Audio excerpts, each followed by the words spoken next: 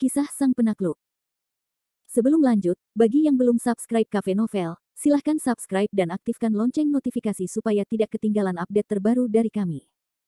Jangan lupa juga tinggalkan like, komen dan share video ke medsos yang sahabat punya. Oke lanjut. Bab 589-590. Malam telah larut, dan seluruh kota Anyang juga telah memasuki kondisi tidur lelap. Hanya malam sebelum fajar yang paling gelap dan paling sulit. Pusat kota Anyang, tempat yang disebut Storm Entertainment City, sekarang penuh dengan lampu. Sampah, sekumpulan sampah, apa gunanya aku membesarkanmu?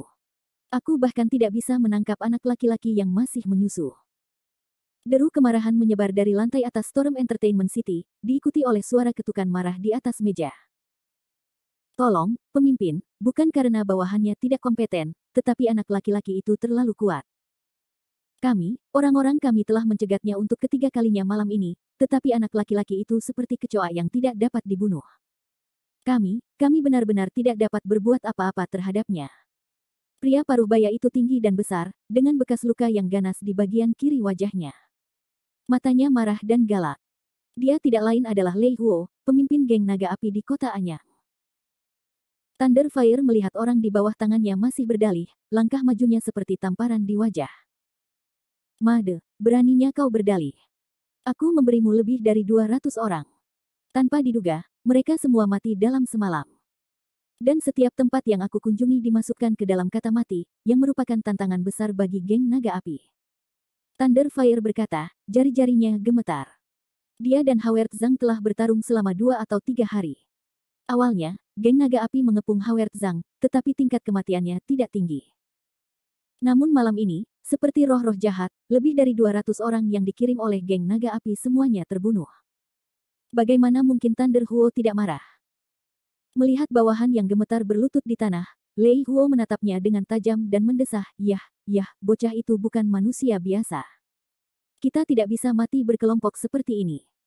Jika kita terus seperti ini, kita semua akan mati jika bocah itu tidak menutup telepon. Pemimpin, apa maksudmu? Thunderfire ragu sejenak dan berkata, kamu pergi, biarkan tim naga api bersiap, aku ingin melihat apakah dia bisa memblokir lubang senapan mesin sendirian. Baiklah, pemimpin geng, apakah itu terlalu berisiko, tim naga api, tetapi kita adalah kekuatan baru terakhir, sekali. Omong kosong, tidakkah aku tahu pentingnya tim naga api, tetapi sekarang adalah waktu yang paling kritis bagi kita. Bocah itu memegang bukti kita di tangannya.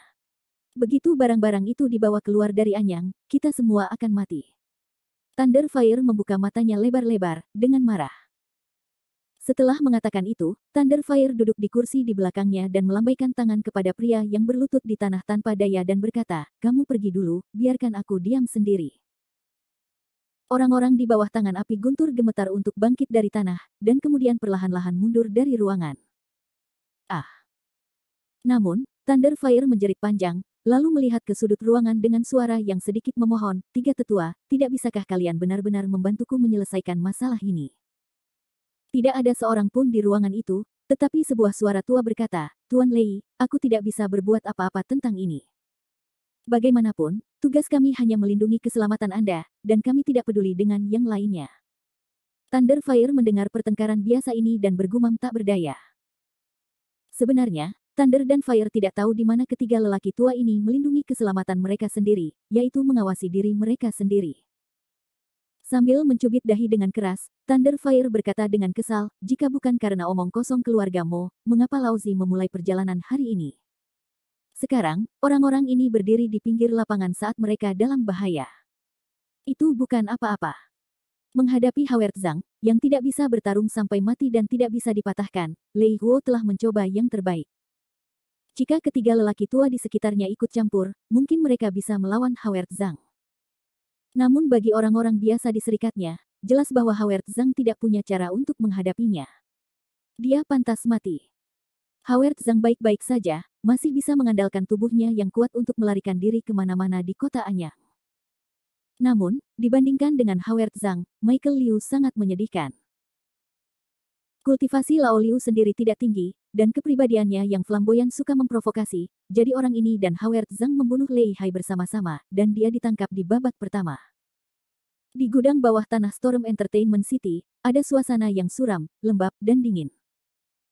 Di lingkungan yang tenang, Anda kadang-kadang dapat mendengar suara tali besi datang, gemerincing, gemerincing. Baik gerbang akses kiri dan kanan gudang bawah tanah dijaga. Dinding gelap menghadap gerbang.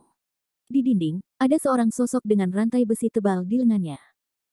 Wajah orang itu ditutupi rambut, dan dia tidak bisa melihat wajahnya dengan jelas. Seluruh tubuhnya digantung dengan tali besi, dan pakaiannya terkoyak-koyak. Yang lebih mengerikan adalah tulang pipanya dibalut oleh 2 cakar besi besar. Saat ini, orang itu tergantung dengan satu napas.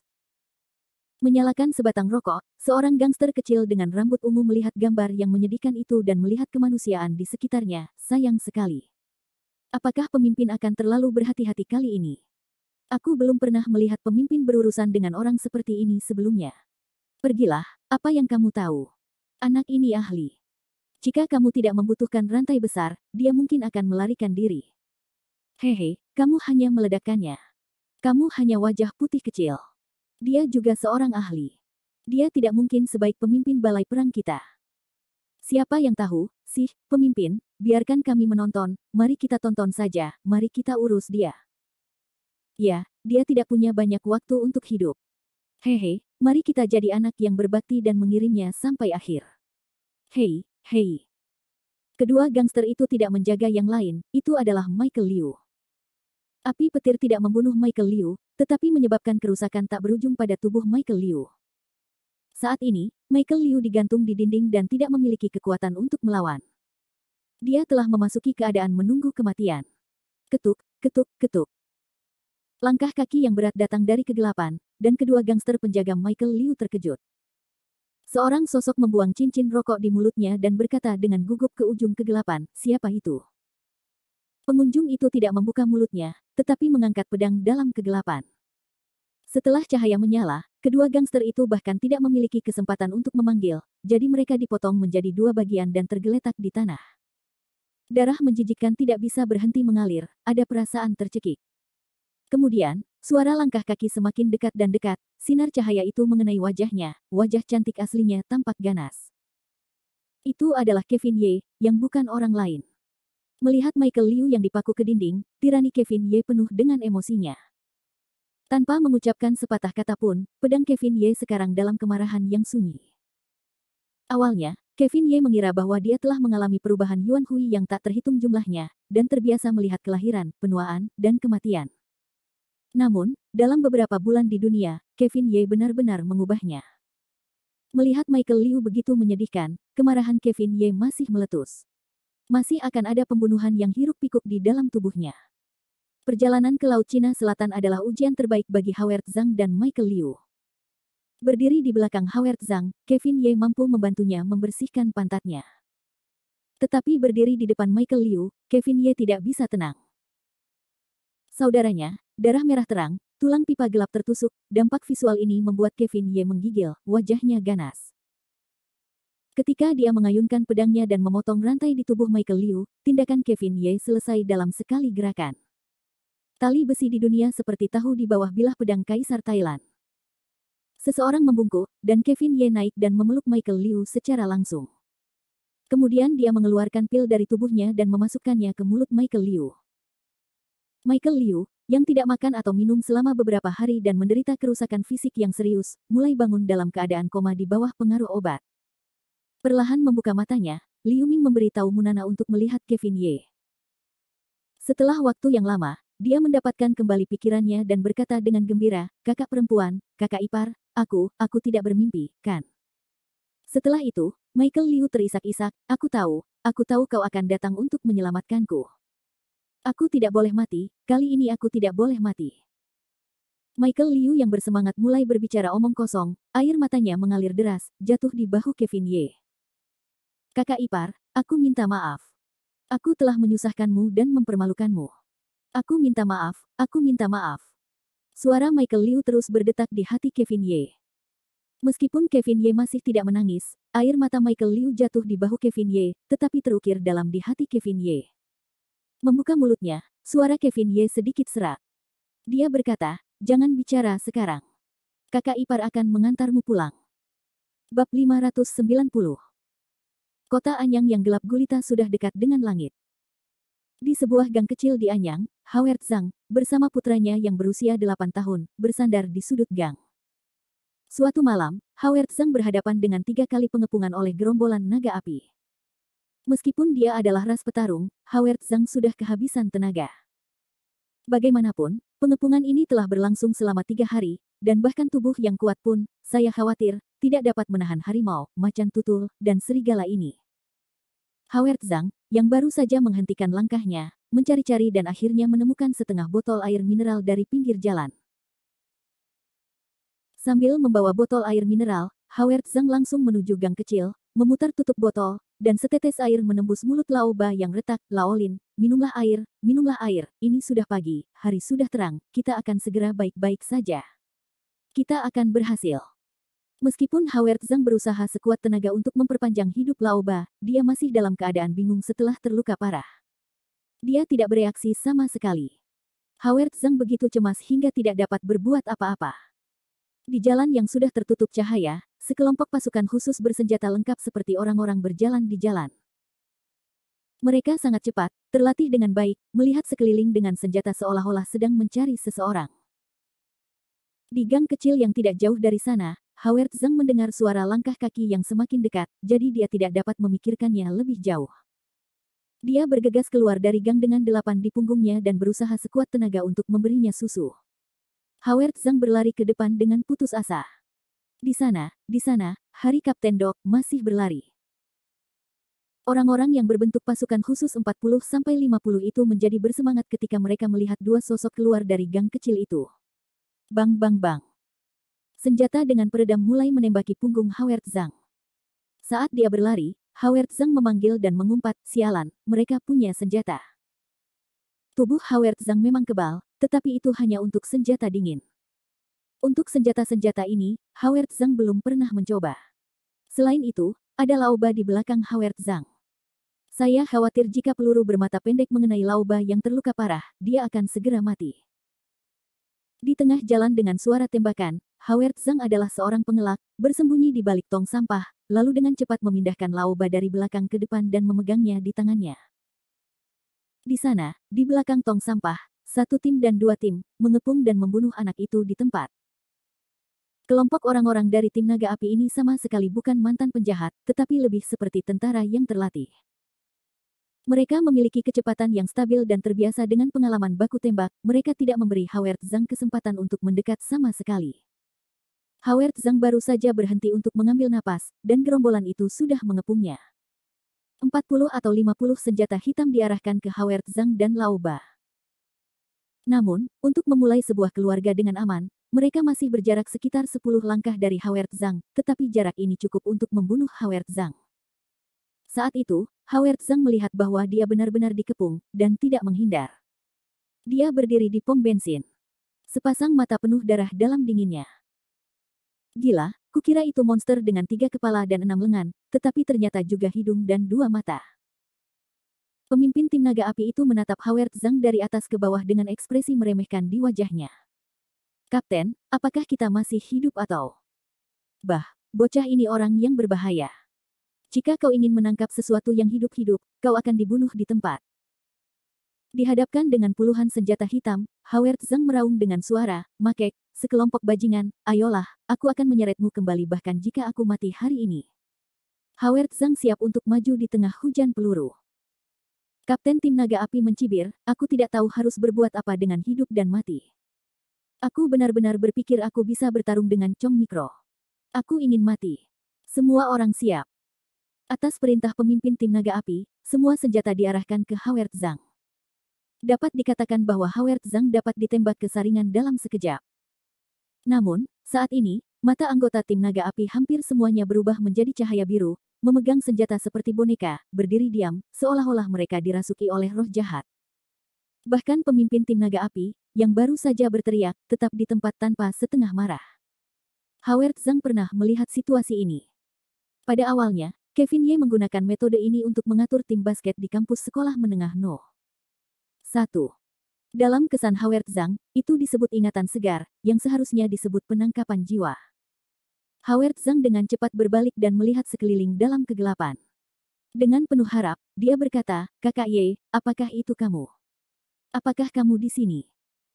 Tidak ada yang menjawab Howard Zhang, tetapi dua sosok perlahan datang ke arah Howard Zhang saat matahari terbit di timur. Howard Zhang mengusap matanya dan menatapnya lama.